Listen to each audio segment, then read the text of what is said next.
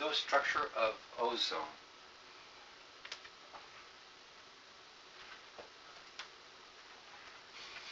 We count up our electrons. We have 6 valence electrons times 3. We have 18 electrons, or 9 pairs.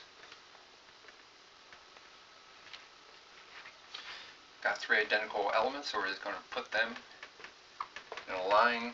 We've used 2 pairs. So 3, 4, 5, 6, 7, 8, 9. So we've used up our 9 pairs of electrons, but we are short on an octet on this oxygen. So when we're short, we're going to steal a pair from the adjacent oxygen, move it into the bond. So now we have 2, 4, 6, 8 on that oxygen. We still have 2, 4, 6, 8 on the central one, and we have 8 on the other end. So this type of structure allows us to draw more than one way. The other way would be have a double bond on the right atom. So when you have double bonds, they often can move around on us. So this is resonance structures.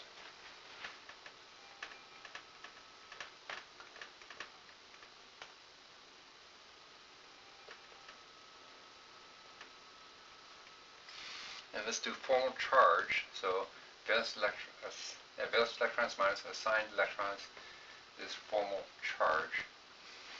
We have 3 different oxygens here. Let's start off with one that only has a single bond on it. So oxygen with a single bond. 6 valence electrons minus the 6 non-bonding electrons. And we have 1 bond with 2 electrons, we get half of that, so minus 1 electron there. So the single bond oxygens have a minus 1 charge. Then we have double bond oxygens. 6 valence electrons minus 4 non-bonding electrons.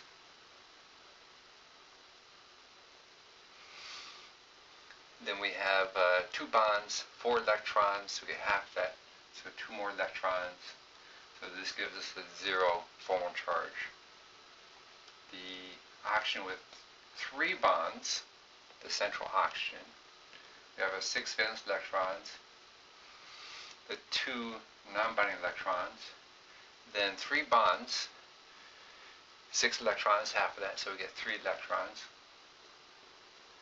So this one has a positive +1 formal charge. So both structures are equivalent in terms of formal charge.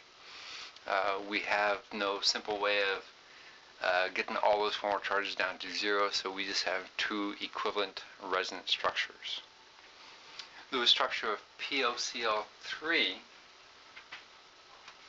going to have 5 valence electrons plus 6, it'd be 11, 3 times 7 is 21, so we have 32 electrons, or 16 pair.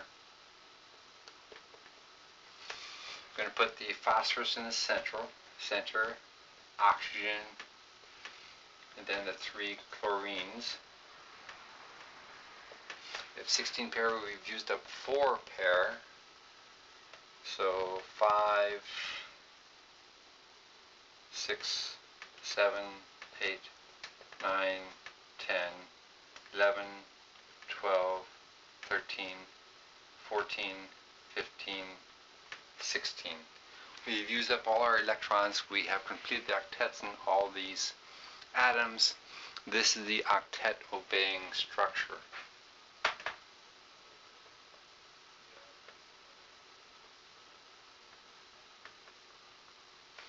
Let's do the formal charges. Valence minus assigned is formal charge. For the phosphorus, we have 5 valence. We have 8 bonding electrons, we get half of them. So we have a formal charge of +1. For the chlorine, we have 7 valence electrons, we have 6 non-bonding, we have half of 2 bonding. So we have a zero formal charge. For the oxygen with one bond, we see already with one bond it's a -1 formal charge. We would already know it since the chlorine is neutral, phosphorus is positive, we have to have a negative to bounce off the positive. So this is the octet obeying structure. Now if we're asked for the best formal charge structure, we can improve upon this one. We know that going from a single bond to a double bond on oxygen goes from -1 to 0. So forming a double bond there would exceed the octet on the phosphorus, but phosphorus being period 3 is allowed to exceed the octet. So a best formal charge would have a double bond oxygen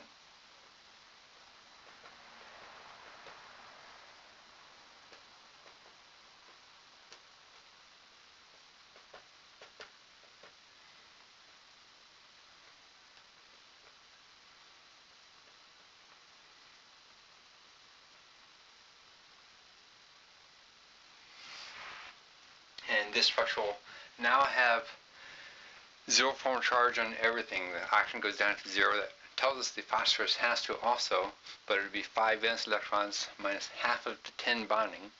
So 5 minus 5, so it will have a formal charge of 0 also.